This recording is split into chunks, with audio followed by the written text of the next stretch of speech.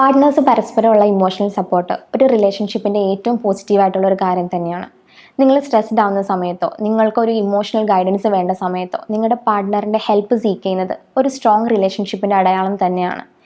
എന്നാൽ നിങ്ങളുടെ എല്ലാ ഇമോഷണൽ നീഡ്സും നിങ്ങളുടെ എല്ലാ ഇഷ്യൂസും നിങ്ങൾക്ക് നൽകുന്നതിനേക്കാൾ ഒരു കെയറും അറ്റൻഷനും നിങ്ങളുടെ പാർട്ട്ണർ നൽകണം എന്നൊരു നിർബന്ധത്തിലേക്ക് എത്തുമ്പോൾ അത് ആക്ച്വലി ഒരു ഇമോഷണൽ ഡിപ്പെൻഡൻസിയിലേക്കാണ് വഴിമാറുന്നത്. നിങ്ങളുടെ low self esteem, childhood traumas, insecurities അങ്ങനെ പലതുമാവാം നിങ്ങളുടെ ഈ ഒരു ഓവർ ഇമോഷണൽ ഡിപ്പെൻഡൻസിക്ക് കാരണം. ആ ഒരു പേഴ്സൺ ലൈഫിലില്ലെങ്കിൽ ലൈഫ് വളരെ ബ്ലാങ്ക് ആവുന്ന പേടി, ഫിയർ ഓഫ് റിജക്ഷൻ, പൊസസീവ്നെസ്, നിങ്ങളോടുള്ള സ്നേഹത്തിന് വീണ്ടും വീണ്ടും റിയഷുറൻസ് ചോദിച്ചുകൊണ്ടിരിക്കുക, നിങ്ങളെ അദ്ദേഹത്തിന് മടുക്കുമോ എന്നുള്ളൊരു പേടി, ഇത്തരം ആങ്സൈറ്റീസിലൂടെയൊക്കെ നിങ്ങൾ പ്രകടിപ്പിക്കുന്ന പല ബിഹേവിയേഴ്സും ആ ഒരു പാർട്ട്ണറിനെ ഒത്തിരി ഫ്രസ്ട്രേറ്റഡ് ആക്കുകയും ഇറിറ്റേറ്റഡ് ആക്കുകയും ഒക്കെ ചെയ്യുന്നുണ്ട്.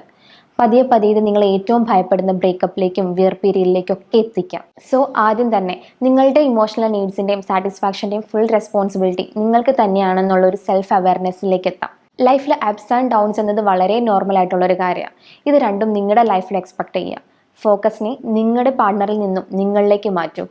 സെൽഫ് പ്രയോറിറ്റൈസ് ചെയ്യുക. എൻ്റെ ഒരു പ്രോബ്ലം സോൾവ് ചെയ്യാൻ മറ്റൊരാൾ വരും എന്ന് പ്രതീക്ഷിക്കാതെ അത് നിങ്ങളുടെ മാത്രം റെസ്പോൺസിബിലിറ്റി ആയി ഏറ്റെടുക്കൂ. ഇമോഷണലി ഒരു പേഴ്സണലിൽ ഒത്തിരി ഡിപ്പെൻഡ് ചെയ്യുന്നത് നിങ്ങളെ വീണ്ടും വീണ്ടും തളർത്തുകയേ ഉള്ളൂ. സോ ആ ഒരു ടെമ്പററി സേഫ് സോൺ ബ്രേക്ക് ചെയ്ത് പുറത്തു വരും.